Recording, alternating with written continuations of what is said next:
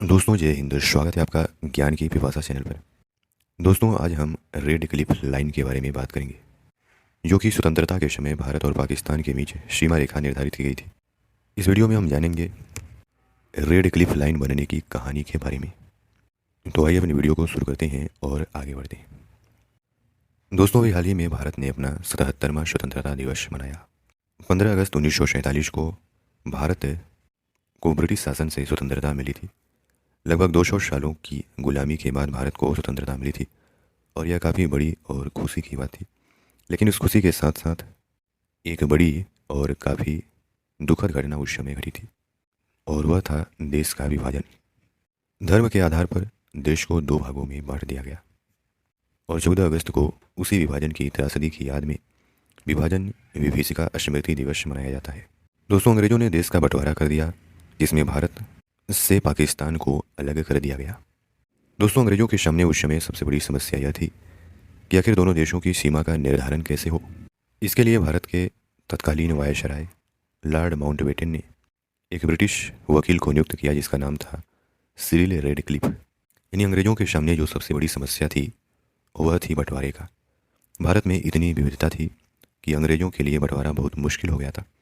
किस हिस्से को भारत में रखा जाएगा और किसे पाकिस्तान में दिया जाएगा, इसका जवाब इतना आसान नहीं था। इतना ही तय हुआ था कि बंटवारा धर्म के आधार पर होगा। इसके बाद भी कई इलाके ऐसे थे जहां हिंदू मुस्लिम आबादी लगभग बराबर थी। तब ब्रिटिश सरकार ने सिरिल रेडक्लिफ नाम के एक वकील को बंटवारे की जिम्मेदारी सौंपी। कहा जाता है कि इससे पहले न तो रेडक्लिफ भारत आया था और न ही उसे भारत की विविधता के बारे में कोई जानकारी थी। लॉर्ड माउंटबेटन ने इसी वजह से उसे इस काम को लिए चुना गया था। उन्हें उम्मीद थी कि रेडक्लिफ ही निष्पक्षता के साथ विभाजन का काम कर सकता है। अब रेडक्लिफ को यह निर्धारित करना था कि कौन से इलाके भारत में रहेंगे और कौन से इलाके पाकिस्तान को दिए जाएंगे।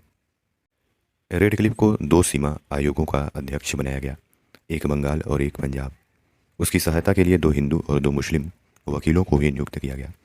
8 जुलाई 1947 को रेडक्लिफ भारत आया और बंटवारे जैसी महत्वपूर्ण जिम्मेदारी के लिए उसे केवल 5 हफ्ते का समय मिला। उसे 15 अगस्त तक दोनों देशों का बंटवारा करना था। दोस्तों बंगाल और पंजाब दोनों ही इलाकों में आबादी के लिहाज से विभाजन एक बड़ी चुनौती थी। दोनों ही इलाकों में हिंदू और मुस्लिमों की आबादी लगभग बराबर थी। रेडक्लिफ ने 12 अगस्त 1947 तक अपना काम पूरा कर लिया था। 17 अगस्त 1947 को रेडक्लिफ ने विभाजन रेखा को सार्वजनिक किया, यानी कि सबके सामने रखा। भारत को बांटने वाली इस रेखा को ही रेडक्लिफ लाइन कहा जाता है।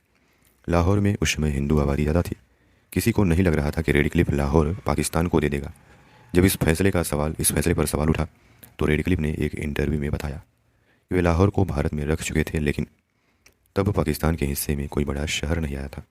इस वजह से उन्होंने लाहौर पाकिस्तान को देने का फैसला लिया। भारत पाकिस्तान की सीमा तय होने के बाद पलायन का दौर शुरू हुआ। इसके बाद करोड़ों लोगों ने पाकिस्तान से भारत और भारत से पाकिस्तान पलायन किया और विभाजन का काम पूरा करने के बाद रेडक्लिफ अगले ही दिन ब्रिटेन लौट गए और कभी नहीं लौटे। बीते दिनों 17 अगस्त था और इसी दिन यानी 17 अगस्त 1947 को रेडक्लिफ ने जो रेखा निर्धारित की थी उसको सार्वजनिक किया गया था। इस दिन विभाजन के बाद नवगठित पाकिस्तान से भारत का सीमांकन करने वाली रेखा को प्रकाशित किया गया था। इसका नाम सीमा आयोग के अध्यक्ष सिरिल रेडक्लिफ के नाम पर रखा गया। वह इंग्लैंड का एक वकील था जिन्हें मानचित्र कला का कोई भी पूर्व ज्ञान नहीं था और नहीं अनुभव था। यह सीमा रेखा आज पश्चिम तरफ भारत और पाकिस्तान के बीच और पूर्वी तरफ भारत और बांग्लादेश के बीच अंतर्राष्ट्रीय सीमा है। आज़ादी से पहले भारत को हिंदू और मुस्लिम समुदायों के लिए क्रमशः भारत और पाकिस्तान में विभाजित करने का निर्णय लिया गया था। मुसलमानों की भारी बहुमत क्रमशः 70% से और 80% यानी 70% और 90% वाले सिंध और बलूचिस्तान प्रांत पाकिस्तान को दे दिए गए थे। समस्या थी पंजाब और बंगाल प्रांतों में, क्योंकि दोनों प्रांतों में आबादी लगभग बराबर ही थी दोनों समुदायों की। पंजाब में 55% मुसलमान थे जबकि बंगाल में 54% मुसलमान थे। हालांकि मोहम्मद अली जिन्ना चाहते थे कि वे प्रांत पूरी तरह से पाकिस्तान में चले आए, लेकिन कांग्रेस पार्टी हिंदू और सिख आबादी की भावनाओं को देखते हुए इस पर सहमत नहीं थी।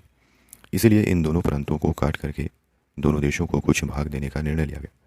यह विशेष रूप से पंजाब प्रांत में एक कठिन कार्य था, क्योंकि जनसंख्या कुल मिलाकर के बिखरी हुई थी और स्पष्ट रेखा बनाना असंभव था जो आबादी को धर्म के आधार पर विभाजित करती हो। जून 1947 में रेडक्लिफ को दो सीमा आयोगों का अध्यक्ष बनाया गया। प्रत्येक आयोग में 5 सदस्य थे। एक तो सिरिल रेडक्लिफ, दूसरा 2 सदस्य मुस्लिम लीग के और 2 सदस्य कांग्रेस पार्टी के द्वारा नाम किए गए। सिरिल को 15 अगस्त तक सीमांकन पूरा करने के लिए टारगेट दिया गया था, लेकिन अंतिम परिणाम 17 अगस्त को प्रकाशित हुआ। अंग्रेजों की नज़र में सिरिल एक तटस्थ व्यक्ति था। वो भारत या पाकिस्तान के प्रति पक्षपात नहीं कर सकता था, क्योंकि उसे भारत या यहाँ की स्थितियों के बारे में पहले से कोई जानकारी नहीं थी।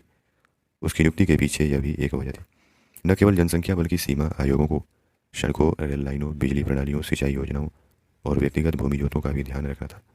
उसका इरादा किसानों को उनके खेतों से अलग होने से बचाना और कम करना था। उन लोगों की संख्या को भी कम करना था जिन्हें दाहिनी ओर की ओर पलायन करना पड़ता। भूमि के कुल क्षेत्रफल का यानी लगभग 4,50,000 वर्ग किलोमीटर को विभाजित करने का उस पर आरोप लगाया गया था, 88 मिलियन लोगों की आबादी के साथ। चूंकि लीग और कांग्रेस के प्रतिनिधि कई मुद्दों पर आमने सामने नहीं हो सके, इसलिए सभी अंतिम निर्णय लेने का अधिकार सभापति पर छोड़ दिया गया। कुछ क्षेत्रों को सीमा के दोनों ओर रखना विशेष रूप से कठिन था, क्योंकि लोगों की संख्या अस्पष्ट थी और सांस्कृतिक संदर्भों और सिंचाई लाइन जैसे कारकों पर भी विचार करना था। कुछ मुस्लिम बहुसंख्यक क्षेत्र भारत को दे दिए गए, जैसे गुरदासपुर जिले की मुस्लिम बाहुल्य तहसीलें, अमृतसर में अजनाला, फिरोजपुर में जीरा और फिरोजपुर आदि। चरगांव पहाड़ी क्षेत्र, यहाँ 97% गैर मुस्लिम ज़्यादातर बौद्ध थे, उसको पूर्व को दे दिया गया। भारत तक पहुँच न होने के कारण पाकिस्तान 51% सीमांत हिंदू बहुमत वाला खुलना जिला पूर्वी पाकिस्तान को दे दिया गया। 70% मुस्लिम वाला मुर्शिदाबाद भारत को दे दिया गया।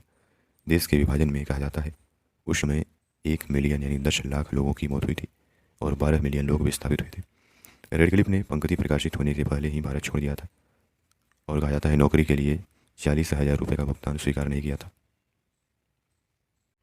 तो दोस्तों, इस प्रकार ब्रिटिश सरकार ने एक ऐसे व्यक्ति को सीमा निर्धारण के लिए दे दिया जो न तो कभी भारत आया था और उसको नहीं भारत की विविधता के बारे में जानकारी थी, और यहाँ सबसे बड़ी बात कि उसको केवल 5 हफ्ते का ही समय दिया गया था, जो कि काफ़ी कम था।